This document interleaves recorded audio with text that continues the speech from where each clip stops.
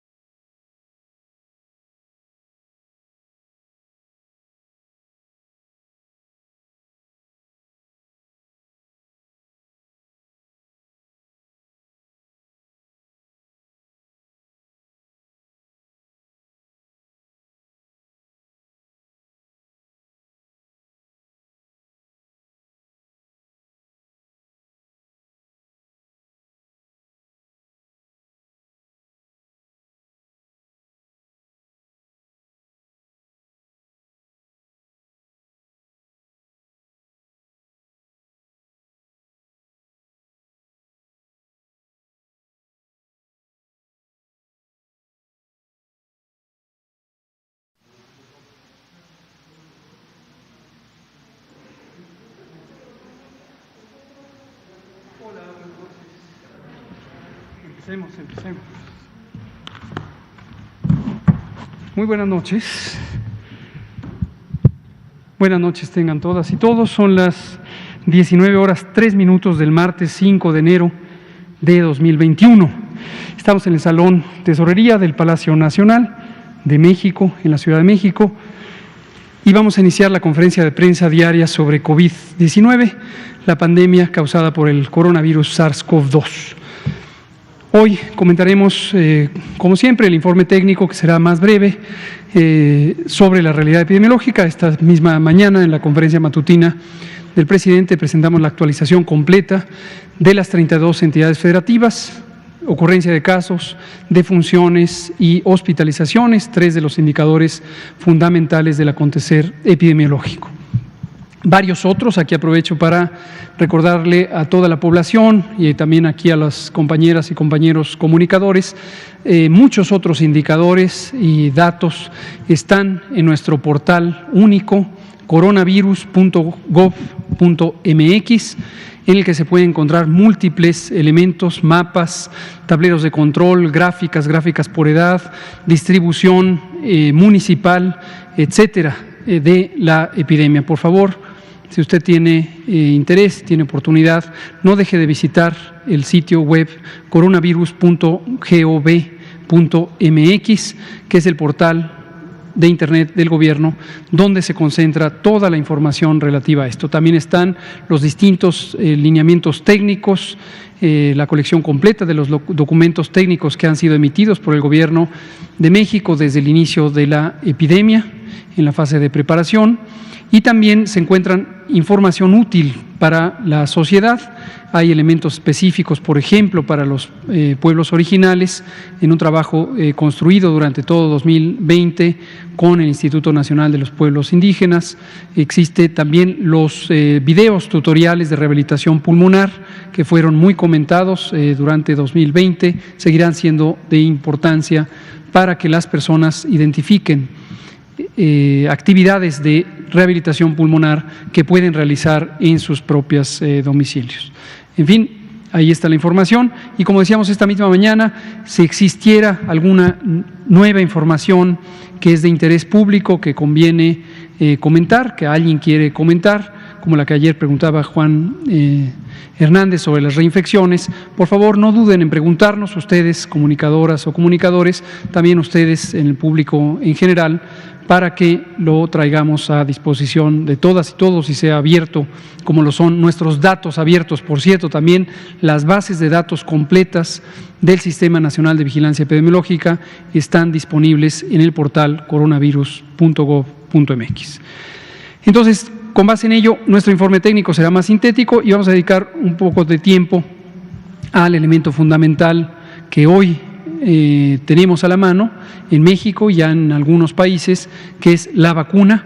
Comentaremos sobre la llegada de las vacunas, que fue presenciada aquí en tiempo real esta misma mañana, y también sobre el uso de las vacunas. Todos los días daremos un informe del avance del proceso de vacunación contra SARS-CoV-2 para prevenir COVID-19.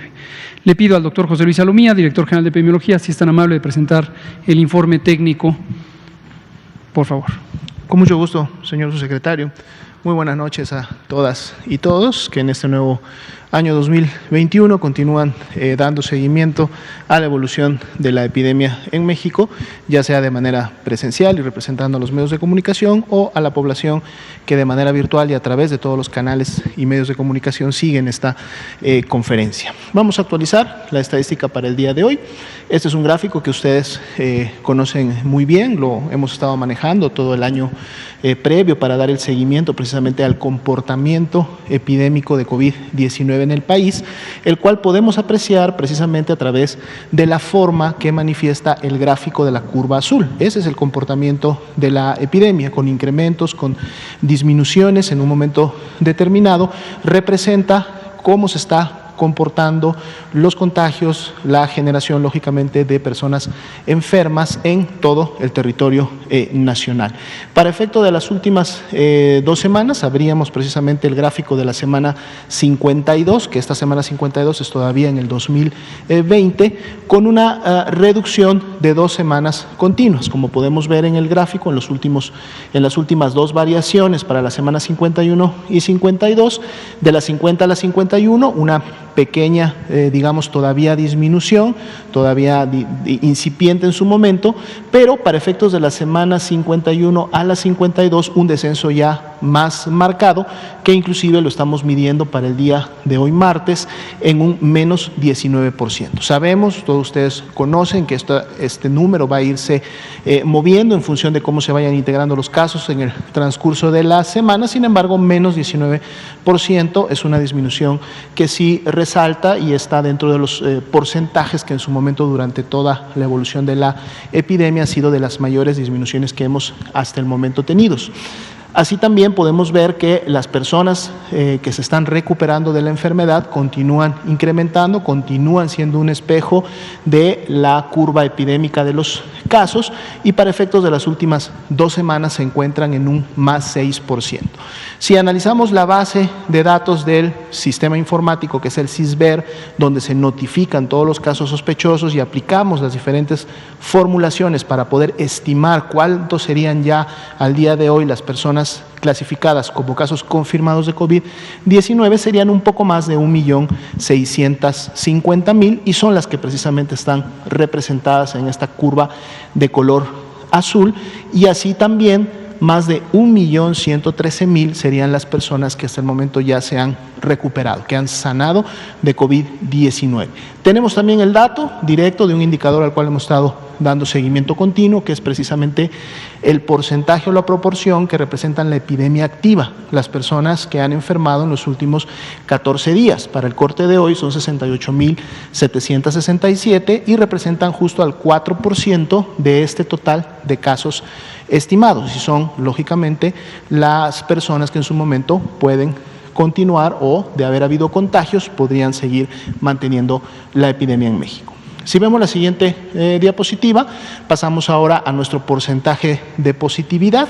Recordemos que este también es un porcentaje de positividad nacional y por lo tanto está integrando el comportamiento del porcentaje de positividad en cada una de las entidades. Hay entidades que tienen por encima de este porcentaje y hay otras que tienen por debajo de este porcentaje, es decir, algunas con mayor transmisión, con mayor todavía contagios en sus áreas, en sus diferentes localidades, municipios, y otras que tienen esto, sobre todo las que están en colores amarillo-verde del semáforo, que están muy por debajo de este porcentaje de positividad. Lo tenemos sin cambio para efectos de las últimas 2 semanas, continúa siendo del 42%, y es un porcentaje que hemos visto más o menos moverse entre estos números prácticamente en los últimos meses de la epidemia. Si pasamos a la siguiente diapositiva, ahora podemos ver un poco el comportamiento de la letalidad.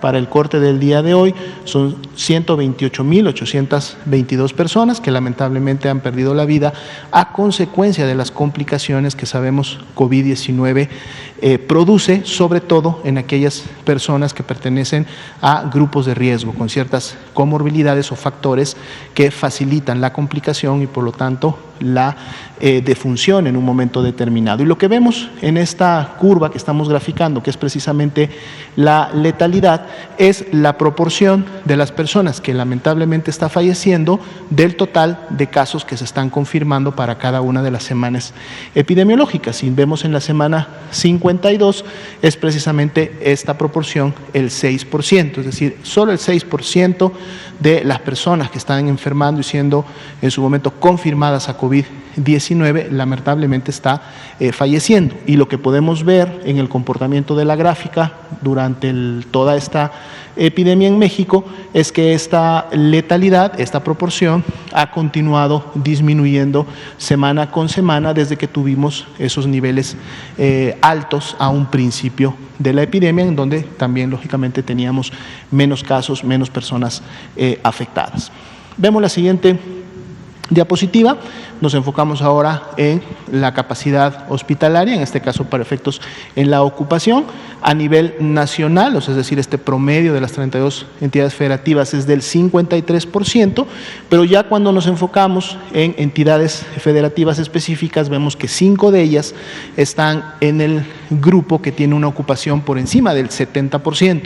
Siempre nos hemos referido a este 70% como un margen de seguridad, en donde cuando lo superamos, entonces la ocupación y saturación de las unidades es inminente. Y bueno, son 5 entidades que están precisamente colocadas en orden descendente en base a mayor ocupación: Ciudad de México, Estado de México, Hidalgo, Guanajuato y Nuevo León, las que han superado este 70%, y a su vez son las que en estos momentos están trabajando más intensamente y de manera muy coordinada para poder seguir reconvirtiendo y expandiendo su capacidad hospitalaria para poder asegurar el acceso a esta atención médica especializada para las personas que así lo refieren.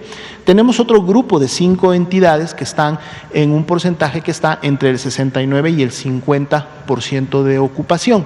Si bien es cierto, están por debajo de este nivel de alerta o de seguridad, Estas entidades están en una ocupación que al superar el 50 debe de empezar ya a detonar actividades y recursos que en su momento van orientadas a reconvertir y expandir. Y aquí tenemos a Baja California, a Morelos, a Puebla, a Sonora y a Querétaro superando ese 50%. Sin embargo, la gran mayoría de las entidades, y estamos hablando del 69% de ellas, es decir, 22, tienen en estos momentos menos del 50% de ocupación, es decir, tienen más de la mitad de sus camas generales disponibles para poder recibir pacientes, y esto a nivel nacional representa 14.409 camas generales disponibles. Si vemos la siguiente diapositiva, enfocamos nuevamente en las camas con ventilador para las personas más críticas.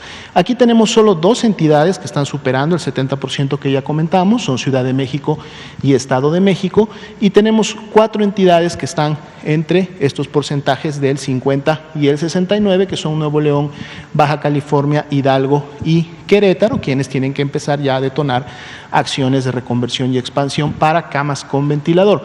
Sin embargo, aquí también la gran mayoría de entidades, estamos hablando del 81% de las entidades, 26 de ellas, tienen más de la mitad de sus camas con ventilador disponibles también para poder dar este tipo de atención hospitalizada, que para efectos del nivel nacional representan 5.688 camas disponibles. Y es importante recordar que es precisamente en base a esta disponibilidad que hay en otras entidades federativas, en estas otras 81% de las entidades, que las otras entidades que tienen mayores saturación pueden solicitar el apoyo y lo reciben a través de que acudan a las mismas personal médico, equipamiento e insumos que son necesarios para la reconversión y expansión hospitalaria.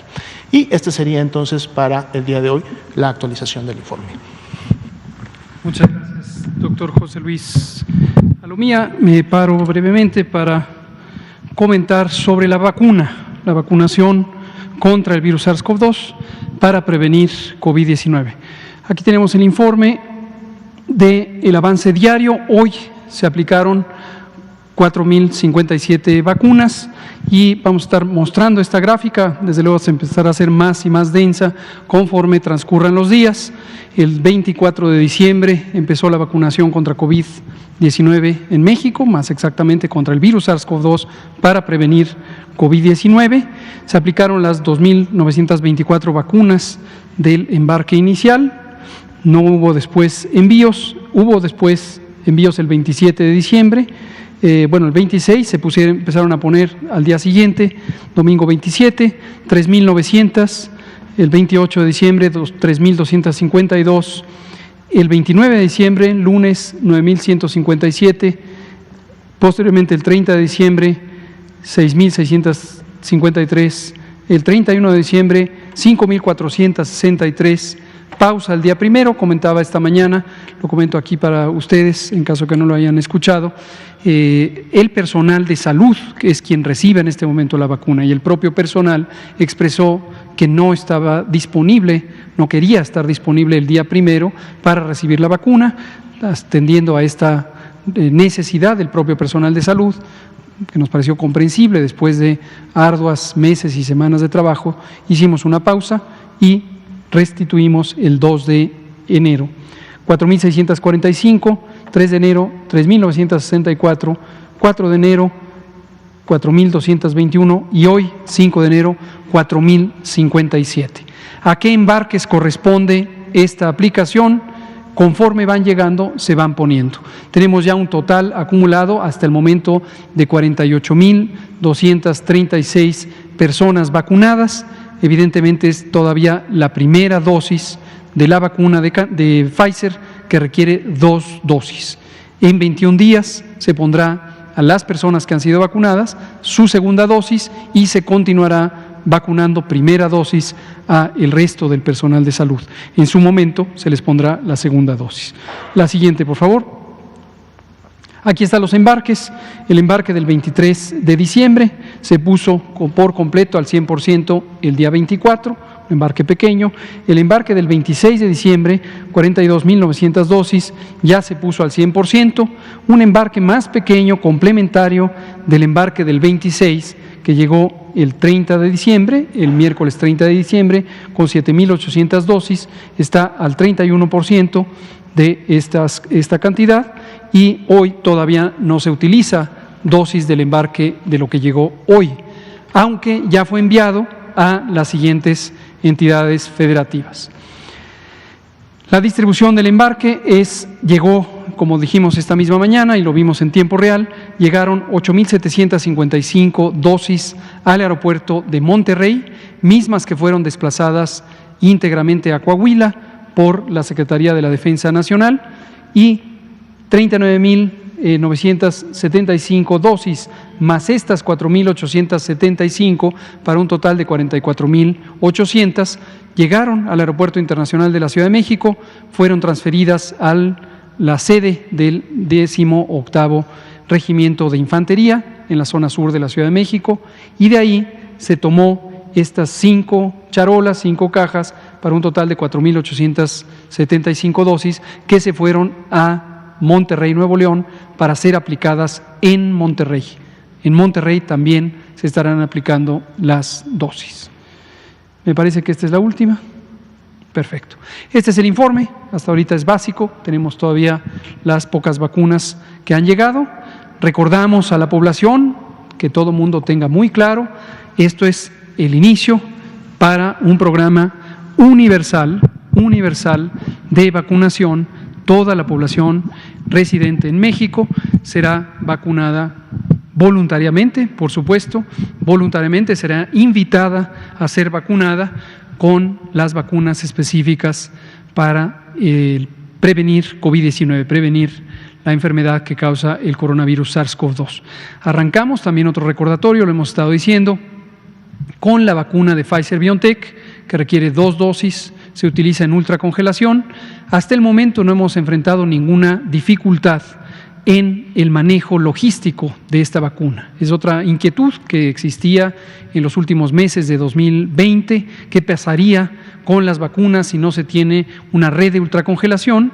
Hasta el momento no ha habido dificultades. Tenemos ultracongeladores que han sido puestos a disposición por instituciones públicas de salud, y también en el caso de Coahuila, por la Universidad Autónoma de Coahuila. Quiero hacer un reconocimiento explícito a esta universidad pública que de manera generosa y voluntaria puso a disposición ultracongeladores que fueron trasladados a unidades militares en Saltillo, Coahuila, para alojar temporalmente el producto.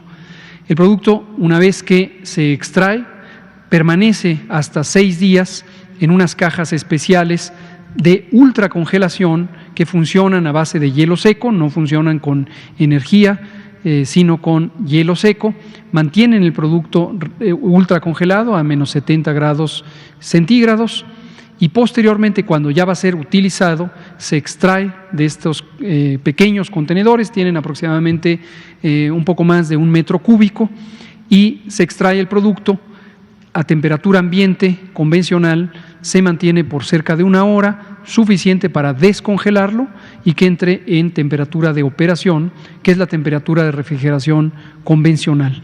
Se transfiere a termos portátiles que convencionalmente se usan en el Programa Nacional de Vacunación, y ahí se mantiene durante 6 horas, el tiempo suficiente para ser utilizado.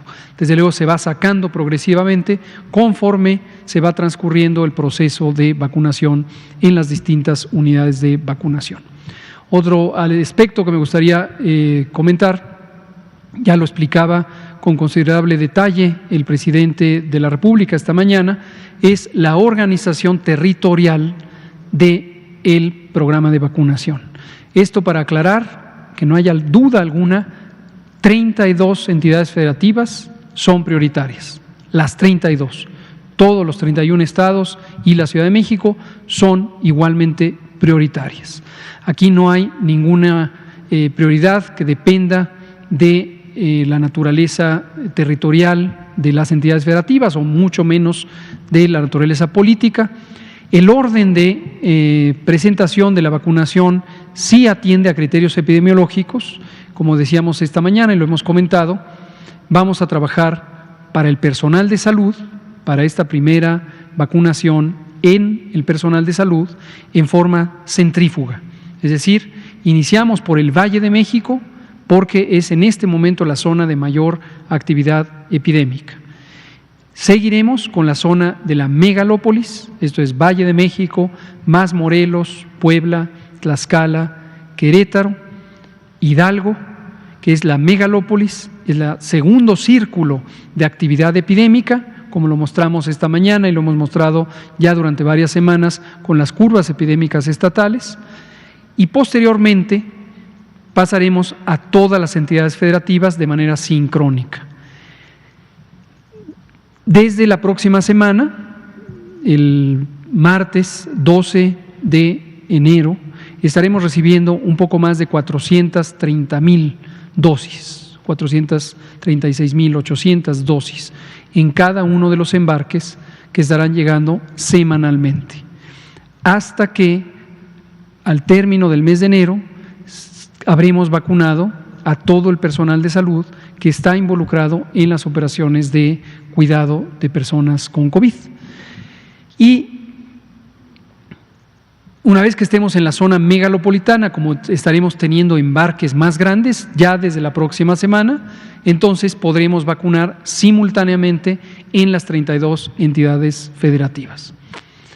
Sin interrupción, continuaremos a la fase 2 del plan. Recordar que la fase 1 es personal de salud, la fase 2 es la población en general, independientemente de su ocupación o no ocupación, principalmente guiados por 3 ejes de priorización que hemos comentado, pero con mucho gusto vuelvo a comentar.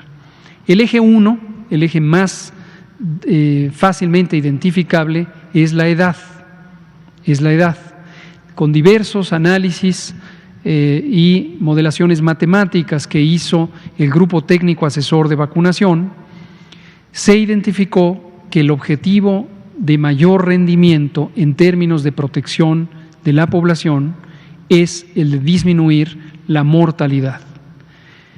Si se empieza a vacunar a la población, esto es semejante a lo que han hecho otros países, por ejemplo Reino Unido, si se empieza a vacunar empezando por las poblaciones, las personas de mayor edad, al llegar a 20% de uso de la vacuna, es decir, 20% de cobertura de la población, ya se logra una reducción de 80% en la mortalidad. La razón es obvia, las poblaciones de adultos mayores son las poblaciones más vulnerables. Esto a pesar de que en México tenemos estas enormes epidemias de enfermedad crónica que no se distribuyen principalmente en las edades mayores, sino que la mayoría de las personas con enfermedades crónicas está en edades de 55 y más años. La mediana de edad, es decir, el punto medio de la distribución de edad de personas con enfermedades crónicas es 55 años, como lo hemos mostrado en varias ocasiones. Pero a pesar de ello, tiene un impacto mayor en reducir la mortalidad si se empieza por las personas adultas mayores. El segundo eje de priorización es precisamente la condición de comorbilidad. Existen diversas enfermedades crónicas o condiciones de salud que se ha demostrado a lo largo del primer año de la epidemia, en México y en otras partes del mundo, son elementos de riesgo. Son condiciones que hacen que las personas que padecen COVID-19 puedan tener una mayor probabilidad de complicarse, de necesitar hospitalización o muy desafortunadamente de perder la vida. Entonces, por eso el segundo eje de priorización es la comorbilidad. ¿Cómo se va a operar este criterio de comorbilidad? En cada grupo de edad tienen prioridad las personas con comorbilidad sobre las personas sin comorbilidad. La lógica sigue siendo la misma, proteger más tempranamente a quien tienen los mayores riesgos. Finalmente, hay un tercer eje de priorización que tiene que ver con el manejo mismo de la epidemia. Cuando hablamos de manejo de la epidemia, nos referimos a los esfuerzos de reducción, de mitigación, de control de la epidemia. Y ese tercer eje tiene cambios de acuerdo a la propia epidemia. es decir, conforme la epidemia cambia, van estableciéndose distintas prioridades territoriales, como la que acabo de mencionar en el arranque, empezar del centro de la Ciudad de México y la zona conurbada del Estado de México, la megalópolis y posteriormente todas las entidades federativas. Pero también este mismo criterio atiende a situaciones de oportunidad de reactivar las actividades sociales de interés público, como la educación. Entonces, se ha identificado que Campeche y Chiapas ya por más de 2 meses, casi 3 meses, han permanecido en semáforo verde. Esto quiere decir, los 10 indicadores de actividad epidémica están en límites, en niveles muy bajos, y esto habla de un estado relativamente estable de control epidémico.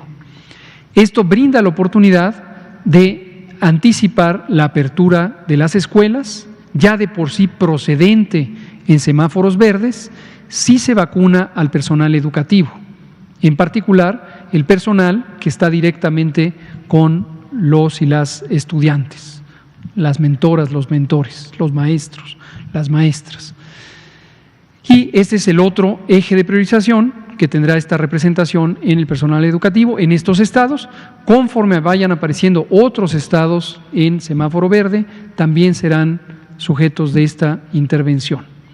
Y así lo iremos comunicando diariamente de acuerdo a los avances de esta muy positiva nueva etapa de control epidémico, sin olvidar que la epidemia no se acaba de un día para otro. Seguiremos durante varias semanas trabajando con la idea de que en el informe técnico presentaremos la realidad de la epidemia y también el avance de la vacunación. Hablamos a preguntas y respuestas.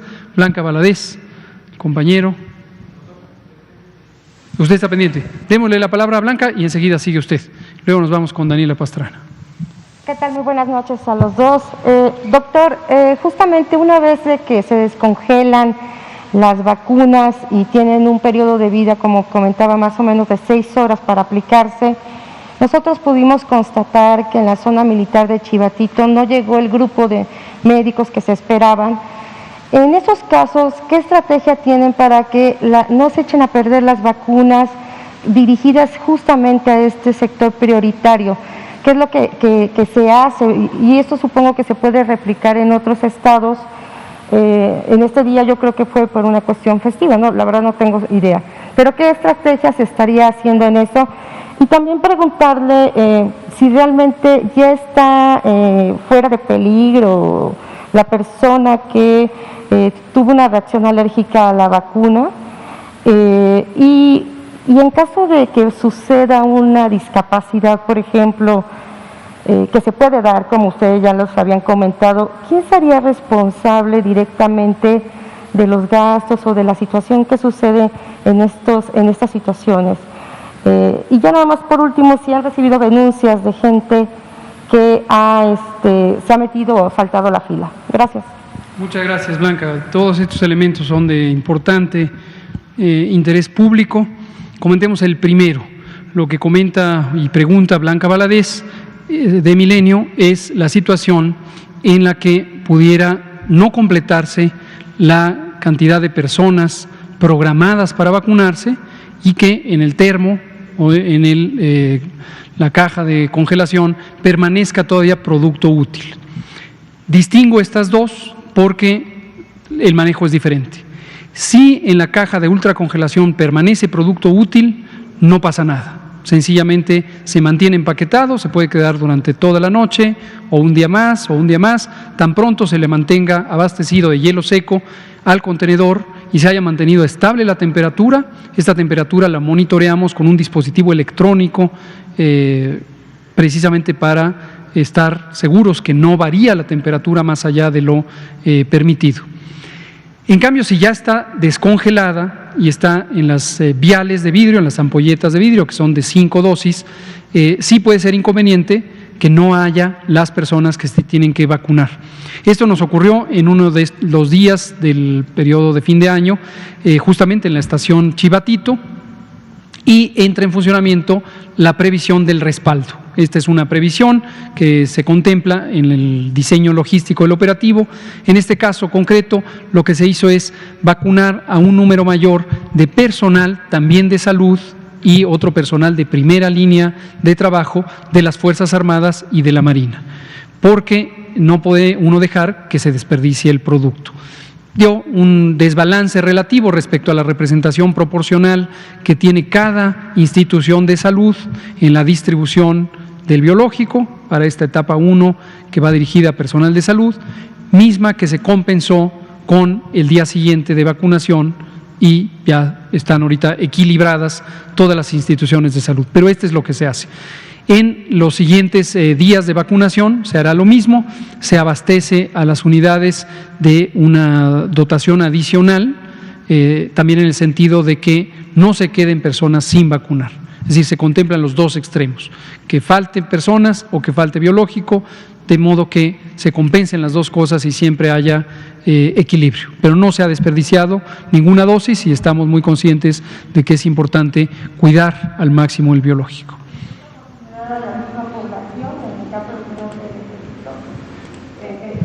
Sí, dependerá de cada lugar de vacunación. En este momento hemos utilizado 4 sitios de vacunación en estaciones militares en Coahuila, 9 en la Ciudad de México y 1 en Monterrey.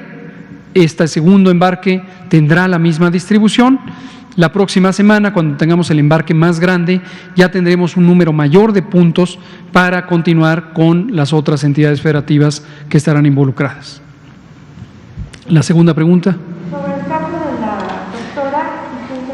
¿Cómo no? El caso de la doctora, nuestra compañera médica internista de Coahuila, que está hospitalizada en este momento en Monterrey, que ayer informábamos con considerable detalle y lo informamos durante el fin de semana, es el primer caso registrado en México de una reacción grave, secundaria o presuntamente asociada con la vacunación. Como comentábamos ayer, el doctor Ruy López Ridaura y el doctor Víctor Borja explicaban el detalle técnico, el detalle médico. Se trata de un caso de encefalomielitis posiblemente asociada a la vacunación. Están en curso todavía varios estudios diagnósticos de imagen y serológicos que serán importantes para llegar a la resolución diagnóstica.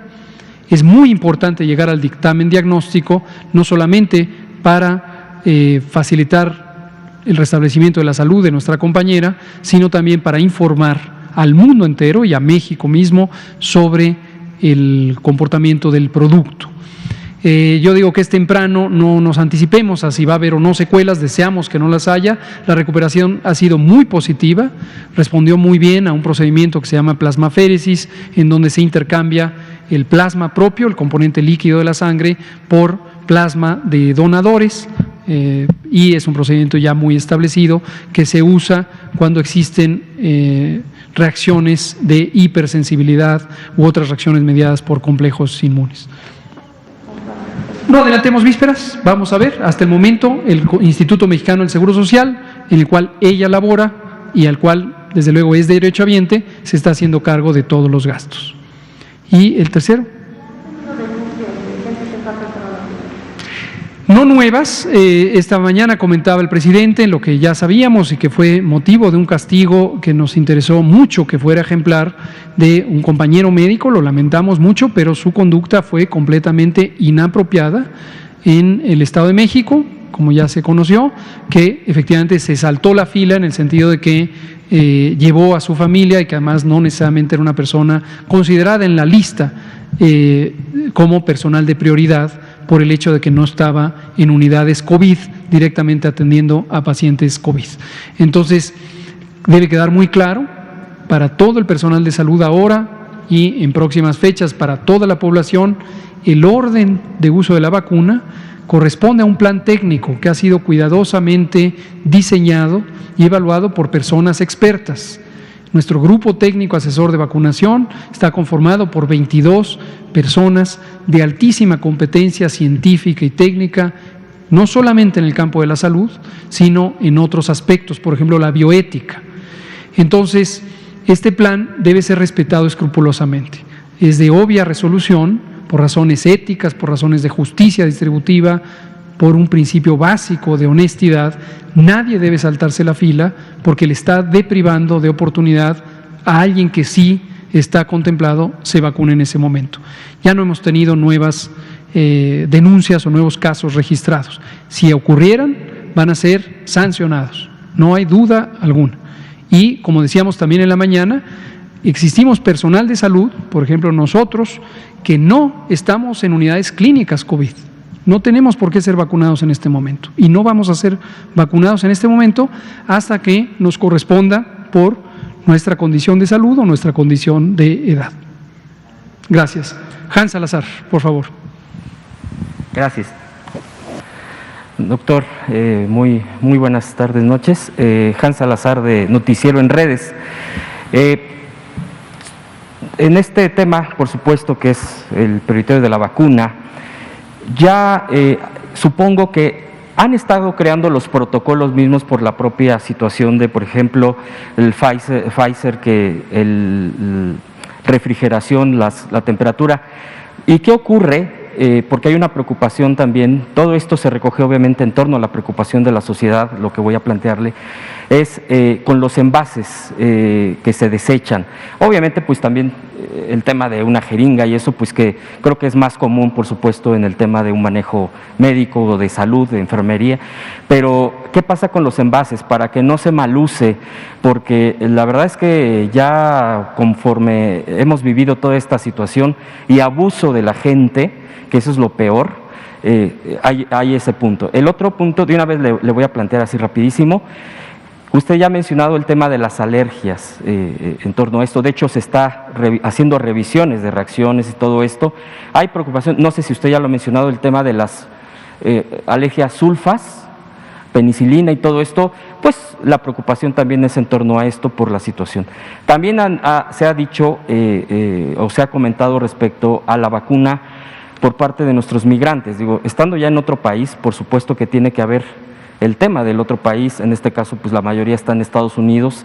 Sin embargo, yo le preguntaría, ¿hay algún diálogo, algún tipo de plática entre países para poder atender? Porque hay mucha preocupación por parte de ellos y principalmente la verdad es que por ejemplo ahí quedarían, yo creo que un problema delicadísimo por parte de nuestro gobierno para estar al pendiente, creo que es sumamente difícil, pues la gente que está allá, nuestros migrantes y que no tienen documentos, por ejemplo, ¿qué va a pasar ahí? En fin, son temas muy específicos que yo le plantearía, doctor, no sé qué podría comentarme al respecto. Gracias. Con mucho gusto, gracias Hans Salazar, de Noticiero en Redes. Empiezo por la última pregunta. Nuestros compatriotas, las personas migrantes, efectivamente existe una amplísima población migrante de corto plazo o de largo plazo, personas que llevan años establecidos con residencia permanente, por ejemplo en los Estados Unidos, es el sitio más importante de afluencia de personas migrantes de origen mexicano. Millones, varios millones. Y aquellas personas que no tienen documentación, les cuesta mucho trabajo conseguir servicios de salud. Existen algunas organizaciones civiles que se encargan precisamente de facilitar este proceso de identificación de necesidades y vincularlos con distintas organizaciones proveedoras de servicios de salud. Yo personalmente colaboré por 10 años con una de estas organizaciones que, estando en Estados Unidos, justamente vinculaban a personas migrantes con distintos servicios de provisión de salud. Algunos por organismos no gubernamentales en Estados Unidos, otros por organizaciones no lucrativas, etcétera. Y una de ellas son las ventanillas de salud. Ventanillas de Salud es un programa del Gobierno de México que opera en Estados Unidos, en los 50 consulados de México en Estados Unidos. Este programa fue establecido en 2002 en una colaboración de la Secretaría de Salud con la Secretaría de Relaciones Exteriores, lo financia la Secretaría de Salud y lo opera la Secretaría de Relaciones Exteriores con la asistencia técnica de la Secretaría de Salud a través de los consulados.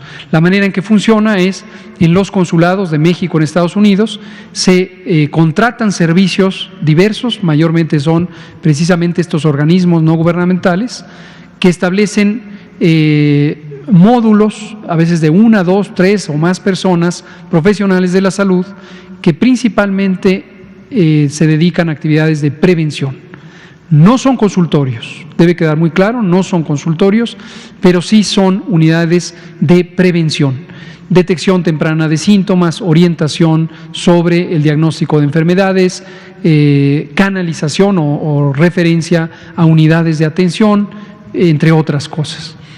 Se ha estado viendo por parte de la Secretaría de Relaciones Exteriores si existe la posibilidad de tener una cooperación del gobierno de Estados Unidos o de alguna organización social de la que se pueda obtener vacunas para nuestros connacionales en Estados Unidos. ¿Pueden ser ONGs? Sí, definitivamente pueden ser ONGs, y eso facilitaría la posibilidad de allegar de las vacunas a nuestros compatriotas en Estados Unidos. Hasta el momento eso no se ha logrado y hay una razón de mucho peso que en este momento son los gobiernos nacionales los que están coordinando la vacunación en sus territorios. En ese sentido debe quedar claro que la vacuna que compra el gobierno de México no puede ser transportada hacia Estados Unidos. No puede ser por múltiples razones legales, de regulación sanitaria, etcétera. Pero si se lograra este acuerdo para que ya sea ONGs o el propio gobierno de Estados Unidos en su momento pudieran donar o dar o conceder vacuna que pueda ser administrada en las ventanillas, ese sería un mecanismo. ¿Lo vería viable, disculpe doctor, por el tema de la vía diplomática? Sí, es la Secretaría de Relaciones Exteriores la que está buscando este empeño. Sí. ¿De los envases? Envases. El tema de los envases, en algún momento hace muchos meses se habló del tema de bioseguridad cuando se usan masivamente dispositivos de salud. En meses atrás se hablaba respecto a las pruebas, los residuos de las pruebas rápidas, por ejemplo. Ahora, referido a los envases, identifico dos inquietudes. La primera es la seguridad biológica de la población. En esta existen lineamientos normativos muy claros sobre la disposición de lo que se llama técnicamente residuos peligrosos biológico-infecciosos, RPBI.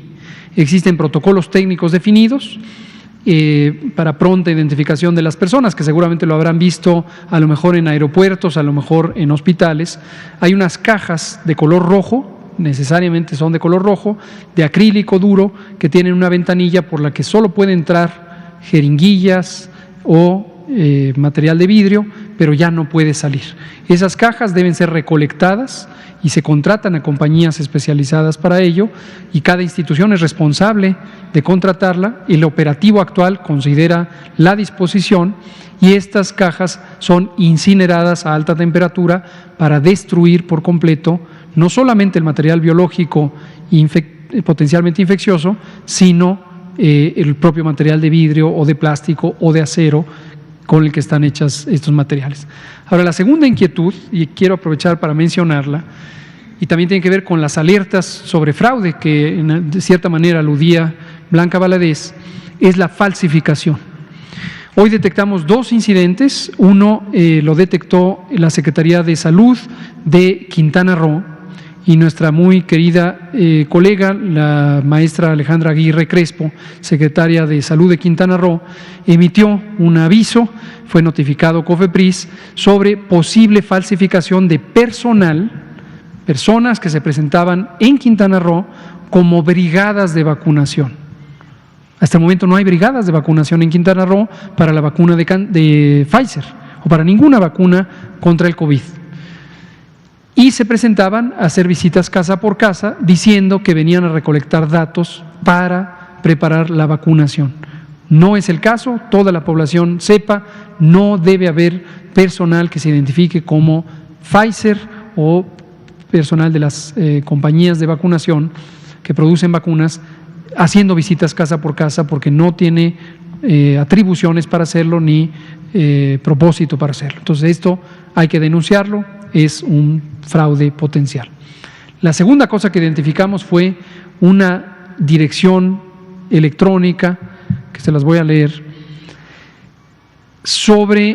que es una falsificación de una página de Pfizer, precisamente.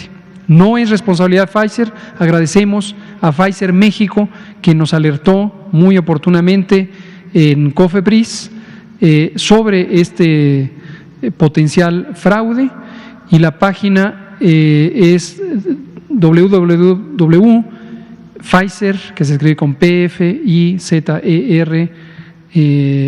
MX, todo junto, .com.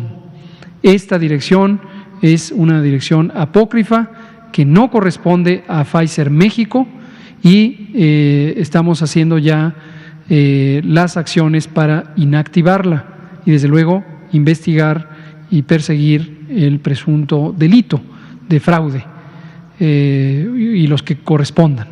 Entonces, cuidado con eso. Y aparece un teléfono en esta página, todavía está activa, pruébenla, y muestra un teléfono de supuestos pedidos de vacuna. Recordamos que no hay pedidos de vacuna. En México no hay autorización de venta de vacuna, hasta el momento ninguna autorización de venta de vacuna. Si alguien pretende venderle vacuna contra COVID, está cometiendo un fraude y está poniéndole en riesgo. Ya ha hablado del otro punto que le comenté respecto a la alergia, ya usted ya se ha mencionado y todo esto, porque la preocupación por la reacción del único caso que se ha presentado, que no ha aclarado. Sin embargo, no sé si pudiera especificar con en torno a penicilina, sulfa, cómo van a ir informando de todas estas reacciones puntualmente para que haya confianza y que la gente no tenga temor al respecto. Así es. Hasta el momento no hay ninguna contraindicación absoluta de uso de la vacuna que actualmente estamos utilizando, que es la de Pfizer-BioNTech. Distinguimos en medicina contraindicaciones absolutas, nadie debe ponérsela si tiene determinada condición, de contraindicaciones relativas. Se puede usar, pero hay que tener una protección, una precaución especial de saber que la persona tiene cierta condición de salud. Por ejemplo, las alergias. En este momento, de acuerdo al expediente científico de Pfizer, mismo que fue evaluado por agencias regulatorias de alto rendimiento como la FDA de Estados Unidos y después por COFEPRIS, y con base en ello se le confirió la autorización de uso de emergencia, no establece contraindicaciones absolutas, pero sí la alergia grave es una contraindicación relativa, y justamente parte de las precauciones incluyen, si una persona se conoce con alergia grave, no la rinitis alérgica que muchos padecemos, sino alergia grave, por ejemplo a sulfas o por ejemplo a otros medicamentos o alimentos, debe quedar eso documentado para tener un cuidado especial de las personas. Aún así, dentro del conjunto de personas con alergia, no existe un porcentaje grande de reacciones adversas graves. Hasta ahorita han sido casos puntuales que se han reportado en algunos países. Lo que vamos a estar haciendo periódicamente es actualizar el informe mundial, desde luego también el del país, pero el informe mundial sobre reacciones alérgicas graves para conocimiento del público. Gracias, Hans Salazar. Daniela Pastrana, y nos seguimos aquí con Juan Carlos Machorro y Alejandro Alemán. Gracias, doctor. Buenas noches. Tengo algunas preguntas. Una sobre la logística de la que hablaba hoy en la mañana el presidente, que decía que se iban a entregar se iban a distribuir en los 10,000 centros de estos integradores, ¿no? Y le quería preguntar si esto está pensado que se distribuyan ahí estas vacunas de Pfizer por el asunto de que son centros que están destinados a comunidades lejanas y que, bueno, tienen este tema de la ultracongelación. Entonces, si nos puede ampliar un poco cómo están diseñando esa parte. Luego nosotros publicamos hoy un trabajo sobre la escasez de anestésicos y de oxigenación en los hospitales de la Ciudad de México, pues este asunto de que les están pidiendo que consigan Propofol y Midazolam. Midazolam. Exacto. Entonces, dos cosas, ¿no? Una, si hay algún plan alternativo para la escasez de estos anestésicos, que entiendo que es un tema de varios países, y en el caso de los tanques de oxígeno, alguna forma que la gente pueda saber, porque ha habido muchos fraudes también a las personas que están buscando tanques de oxígeno, Si hay alguna forma en que se pueda la gente saber dónde tiene que, si está certificado o cómo pueden saber si hay páginas oficiales donde puedan conseguir oxígeno. Y una última que es si tienen una actualización de medicamentos que se pueden utilizar, porque el miércoles pasado en la conferencia del IMSS, Zoe Robledo hablaba de un kit que les están dando a los pacientes, bueno, en atención temprana, a todos los pacientes, y hablaba de ivermectina, ¿no? Entonces quería saber si ustedes han actualizado o hay una actualización de los medicamentos que se están usando en la atención temprana, porque bueno, ese es un tema que ha sido permanente y constante de muchos médicos, ¿no? Que hablan de la necesidad, pues, de aplicar algunos medicamentos. Cómo no, con mucho gusto. La primera pregunta mejor no se la respondo, porque si no, no me va a dar tiempo de responderle las otras. Y hay varios elementos que nos interesa compartir sobre el diseño logístico del operativo de vacunación. Baste por ahora comentar, reiterar, todo el territorio mexicano va a ser candidato a recibir la vacuna con el mismo grado de prioridad. El orden de aparición solo depende del tercer eje de priorización, que es el control epidémico, pero las 32 entidades federativas son prioritarias. Ahora, dentro del territorio distinguimos una secuencia de 3 localizaciones. Comunidades rurales dispersas, donde reside aproximadamente 3 millones de personas mayores, que serán el sitio de arranque de la vacunación. Después hay otra zona que son zonas urbanas, pequeñas y medianas, donde reside cerca de unas 4 millones o 5 millones de personas adultas mayores.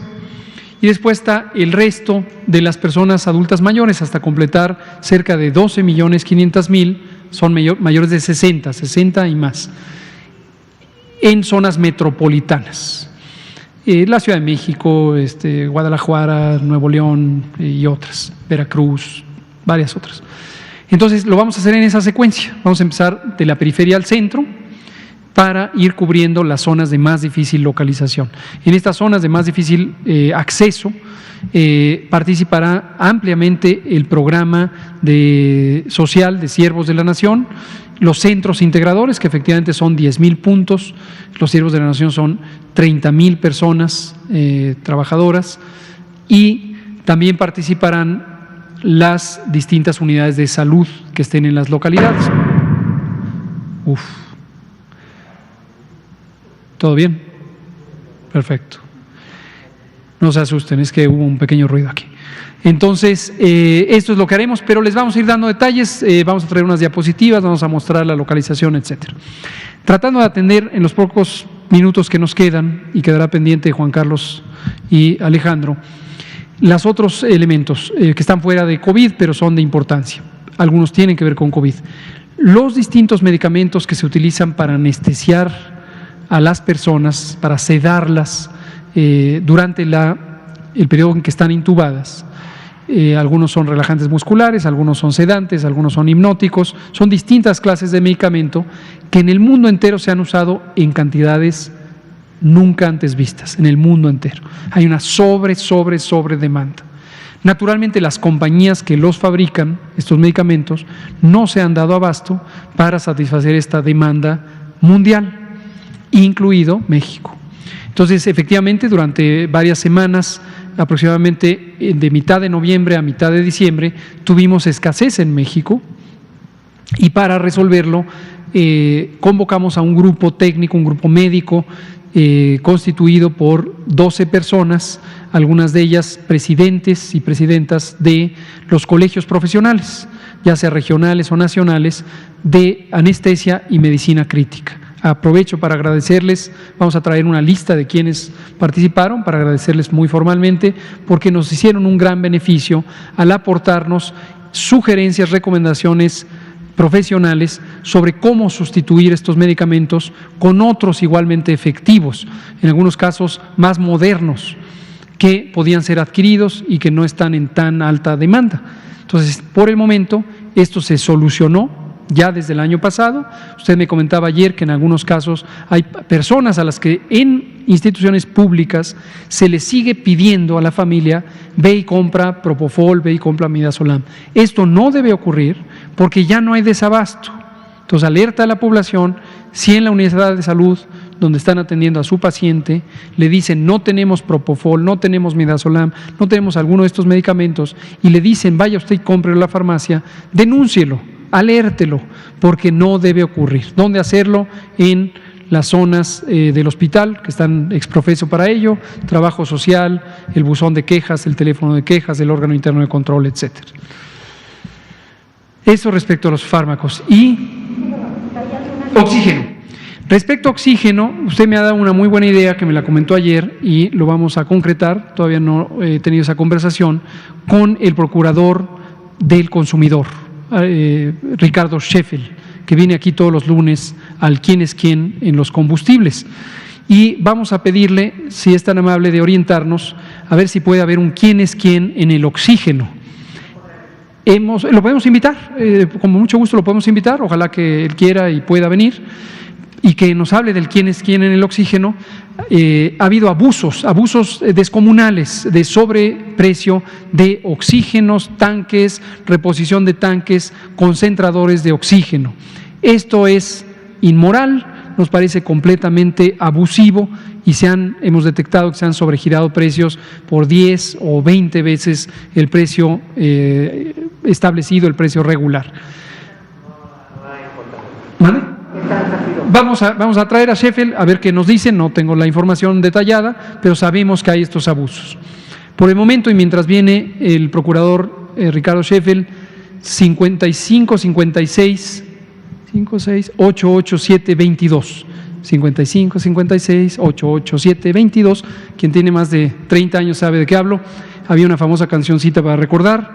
El número del consumidor es el mismo que desde esos tiempos, 56-887-22. Denunciar es útil, permite a la Procuraduría Federal del Consumidor actuar, investigar y en su caso sancionar. Ya ha habido sanciones a distribuidores de estos equipos por cometer estos abusos. Gracias, Daniela, por los comentarios y las sugerencias. Gracias a todas ustedes, gracias a todos.